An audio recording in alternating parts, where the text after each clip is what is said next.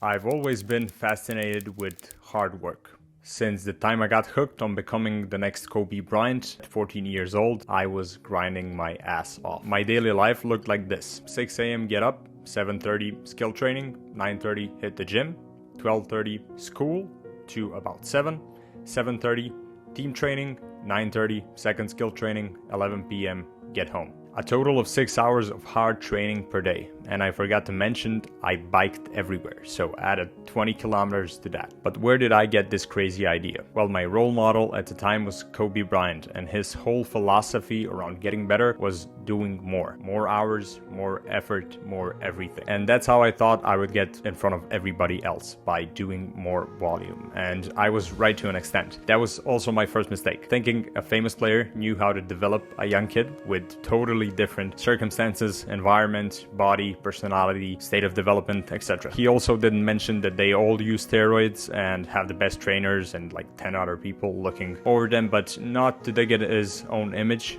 He helped me set the foundations for later. Even though I did train smart, my body and mind started to crumble. I was a mediocre player at best. I had a lot of injuries from intense training, and high school was approaching its end. After living like this for 4 years, I quit my dream overnight and never looked back. Long story short, it wasn't my life's calling. As many of us athletes do, I got into fitness shortly, and I realized that the more approach just doesn't seem to work. And that's how I discovered another side of the equation, a second, superior one. We essentially have two ways to achieve more at a given goal, task, or life itself. The first way I explained earlier is the do more model, so more hours, more effort, more everything. But the second version is the do better model. Imagine for a second that two people had to paint a big wall. The first one starts brushing randomly, throwing paint on the wall, jumping to get to all the parts, and eventually, exhausted, finishes within like 4 hours. Then the second person comes to do the same job, but he prepares. He studies wall painting for like 30 minutes, he goes to the store to buy the right equipment, and he paints the whole wall with near perfection. Here's a quote to give you context. Give me 6 hours to chop down a tree, and I will spend the first 4 sharpening the axe. So we come to question, why did the second person paint the wall better and with less time? He did it more productively. So what is productivity, and why should we aim for it? Productivity is the measure of how much work is done in a given amount of time.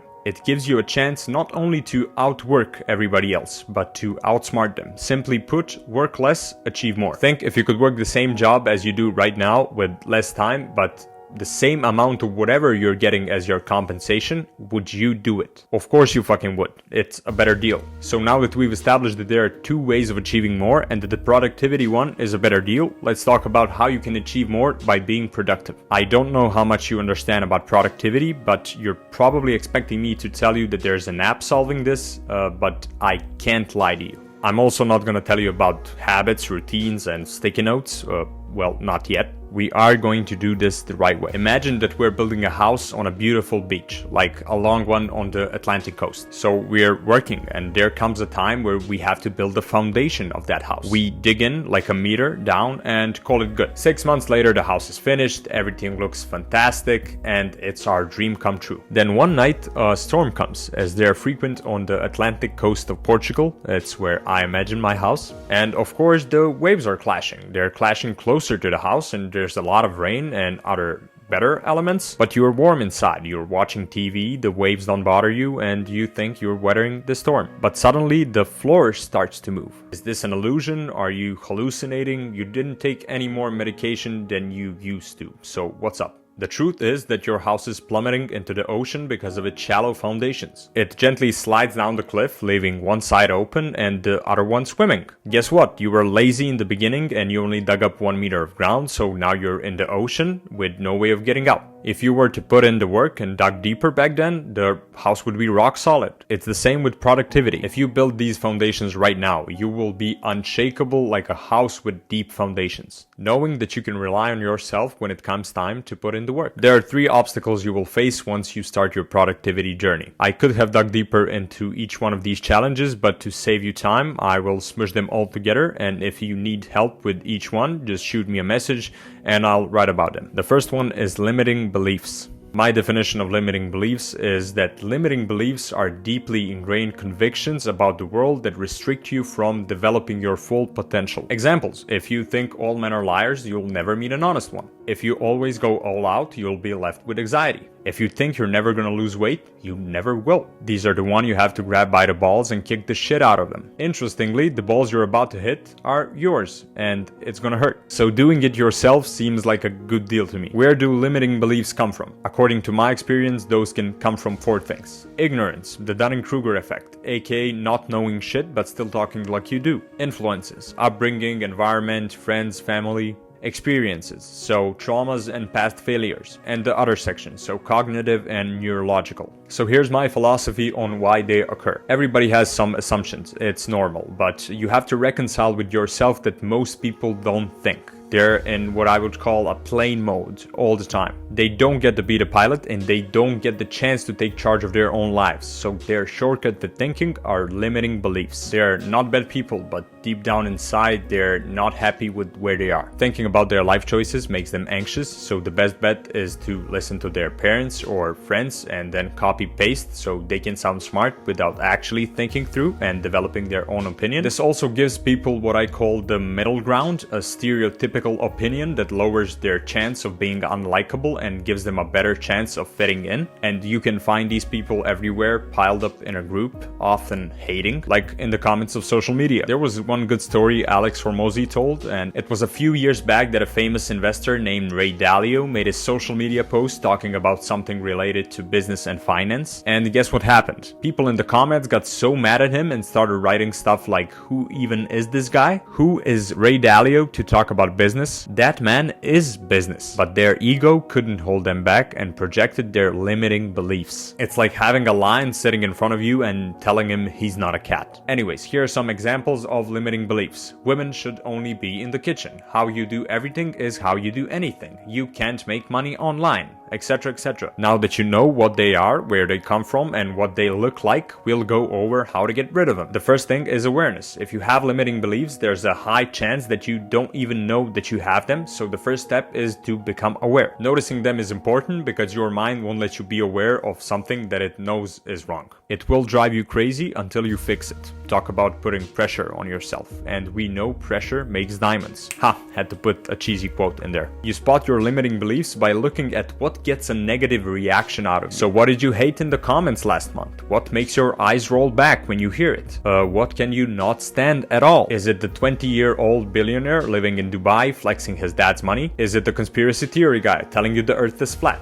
Play detective. Catch yourself and others projecting limiting beliefs to your own mind. If you really want to see this in action, this is best done in a group setting. Start a controversial topic you're interested in and analyze the people projecting limiting beliefs on each other. But do not call them out, you won't get good results, and this is only for your self-improvement journey. Also, you're not a special bird. Nobody is immune to limiting beliefs. We all have them, so go looking for your limiters. Once we're aware of them, how do we remove them? It's done only and only with action. You didn't think I was gonna give you some soft skill manifestation of your zodiac sign, did you? Steps, bright as day. First one, make an action plan. Don't overcomplicate it. Second one, get yourself out of your comfort zone. Go and do your limiting beliefs. And third, finally decide if you were right or wrong and proceed with the findings of your little research. This is one of those things that are simple but not easy, and most people will stop right here since now they're being asked to be committed, and that's too much. But I believe you won't. Purpose. To be upfront, we'll go about the purpose and the why in depth in one of the future newsletters and YouTube videos, so make sure you add me to your contact list via email or subscribe to me on YouTube. But today there will be some actionable steps to get you started. There are many ways to skin a cat. We can talk about different beliefs and approaches, but for now I will give you the one I think is the most important. This idea comes from Robert Greene, the author of 48 Laws of Power, and he says that the most important thing in your life is to find your life's tasks. So basically something you were made for. People have a major problem finding their why, and a lot of them end up with nothing and don't know what they would do with their life. That aligns with Carl Jung's saying, if you don't find your purpose, you will greatly suffer in your life. as it will be without meaning. So if you feel like that, I will help you find your purpose. And here's how. First, we have to talk about desire, something burning inside you. I read The Alchemist when I was 14. It was my first cover-to-cover read, and then I read it again after my girlfriend bought me the same book a few years back, and I have to say, it profoundly changed me. That book and a movie called The Secret Life of Walter Mitty are two pieces of content that have shaped my passion for adventure and evoked my fear of living an ordinary life. And there's a quote from that book I remember even to this day, and it's, "When you truly want something, the whole universe conspires to make that possible." And I have to emphasize, this is the most important thing by far. Scientifically, it's called the Baden-Meinhof phenomenon, and in short, it's when you learn something new and your mind starts seeing it everywhere. If you focus on finding your purpose, believe me, you will find it. But lacking determination to seek what you desire means that you will never succeed in finding it. So ask yourself, do you really want to find your purpose? I call this the burning ass effect, and it's pretty simple. If your ass is basically not burning with desire to find what your purpose is, you will never find it. And I mean this in a literal sense. Your ass needs to be burning with desire, propelling you like a rocket ship into outer space of wanting to find your passion. But now that you know all of this, I have to tell you, I've put a curse on you. The Baden-Meinhof phenomenon is so powerful, it just won't let you go. You'll start thinking about the purpose. You'll start seeing it everywhere. You will start seeking it. And that is the point, to not let you go until you act on it. I know it's confusing. This will all tie up in the end, so keep watching. The second section is called the gift. Remember when you were young and saw kids your age that were just naturally better than everyone else at something? Like, no matter how much other kids try, they beat everyone almost effortlessly. And it's not like they practiced more than everybody else at 7 years old. It's because that thing feels like second nature to them. It's their gift. That gift might be sports, music, or art, but people call that talent, and everybody has one. It's just a matter of finding it. Some people find it sooner, some later, some never do. But here's how to make sure you have a better chance of finding your gift.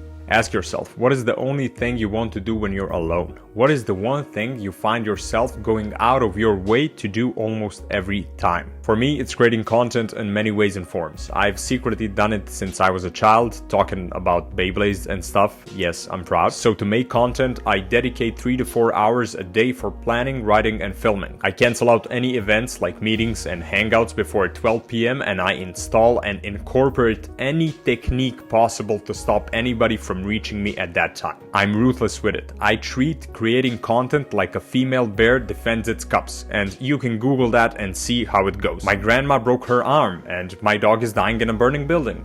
Don't care, it's content time. Just kidding, don't be a douchebag about it. Protect your most precious time, find your gift, and work on it like a focused lunatic, and you will see results. The third section is action. The best, never don't do the basics. This deep thinking stuff works only if you're actually going to do the thing later. This is the most important section, and it's the 80% of your results, it's the foundation of your house, it's the essence of everything. Trust me when I tell you, you're not going to manifest your way into this. The only thing that counts is input. I thought this was general knowledge, but a friend of mine pointed out that we've got lazy people here. So I have to tell you this one too. To take action, you should search the internet for 10 hours a day. Take all the mentorship and classes available. Create and practice as much as possible. If you only took action and didn't do a thing that I mentioned above, you would still find your passion by just doing. It's the only thing that counts. And this is the final section called productivity. This section will give you a great start on what productivity is. And if you incorporate this in your daily life, you'll get ahead of 80% of the people in this world. There are 5 principles of productivity: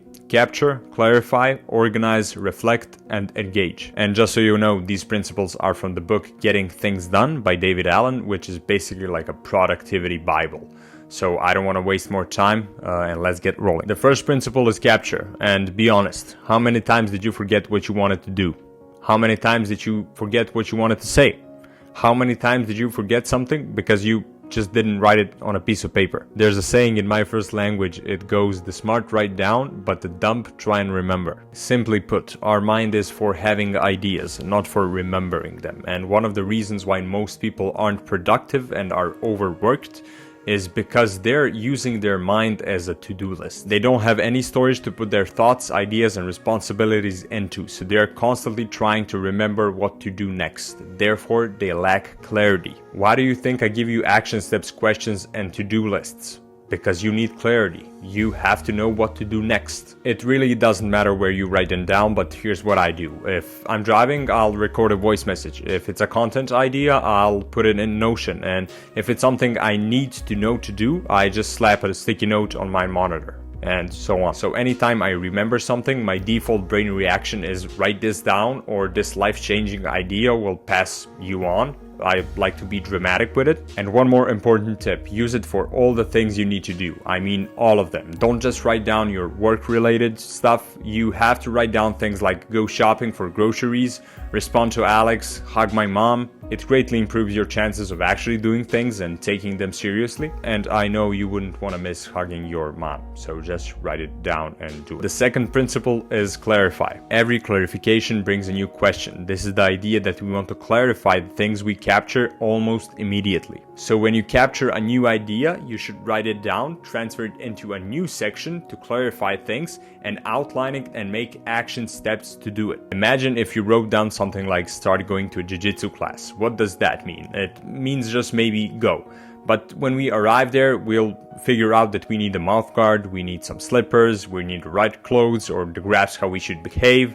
Well, I'll find that out once I go there. No shit, Sherlock, but the point is not wasting time. It's the opposite. It's also getting you started with as little friction as possible, so you can have a better chance of doing it consistently. That's why we make actionable steps. That way 50% of the work is already done and we haven't even started yet. The third principle is organize. Look at these steps in this way. Every one of these improves our chances of success in getting things done. The most important thing again is putting everything where it needs to be. You can schedule the things you want to do. I use a calendar for that, and the calendar is a great tool because it forces you to answer 3 questions.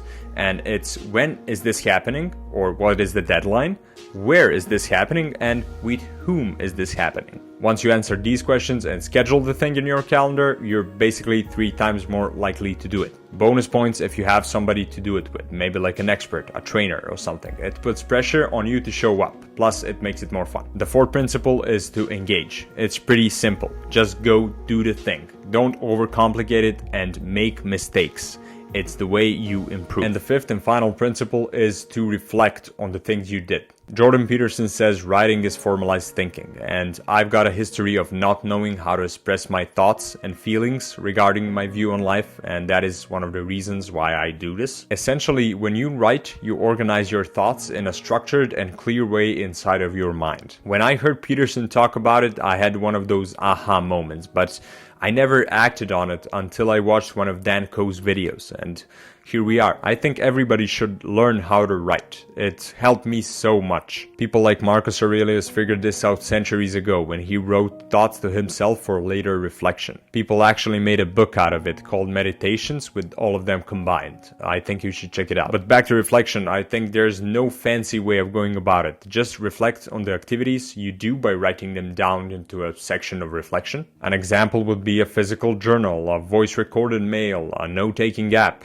I use Notion combined with Dan Koh's Power Planner. It's amazing and it's completely free, link in the description. But my reflection times are structured by days, weeks, months, and quarters. You don't have to do all of that, just start with simple weekly thoughts. If you find it helpful, then get into writing, planning, and other shenanigans. So I said I would give you a list, and we have come to the final section of how to do more, the steps. If all of this information is overwhelming, just don't be hard on yourself. This is a lot of information for anybody, and I know you got questions about the apps I use and what color markers to pick for note-taking, but just don't worry about it. We'll tackle that in the future. For now, these are the steps you want to take. The first one is to sleep on this. Take a nap, seriously. The second is to come back in a few hours, then go through this again and take notes. Then make an actionable to-do list. Also begin with an easy task and then start immediately. Those were the 5 steps. But if you were to take only one thing from this video, it's that a single act is more meaningful than a mountain of plans. I wouldn't have filmed this without action, and this was taxing on me. I've been contemplating this for weeks, so do your part out of respect for me and yourself. Thank you for watching. P.S. If you like this, refer it to your important person of choice. Plus, let me know what you think of this. Shoot me an email or text. Your opinion is to be respected.